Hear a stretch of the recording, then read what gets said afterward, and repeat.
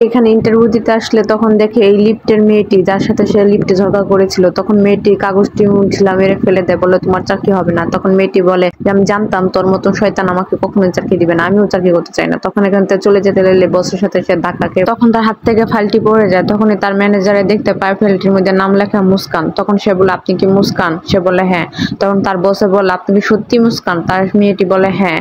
তখন বসে ফাইলটি হাতে নিয়ে মনে মনে ভাবে তার নানি তো এই মেয়েটির কথাই বলেছিল। তখন সে মেয়েটিকে চাকরি দিয়ে দেয়। আর এদিকে এই শয়তান মেয়েটি এগুলো জ্বলে পড়ে মনে মনে খারাপ চিন্তা ভাবনা করলো। তখনই তার পিছনে একটি লোককে লাগিয়ে দিল, তার সাথে অসভ্যতা করা শুরু করে দিয়েছিল ওই লোকটি ইতিমধ্যে। তখন মেয়েটি কোনো উপায় না পেয়ে গরম পানি তার মুখে ঢিলা মারে।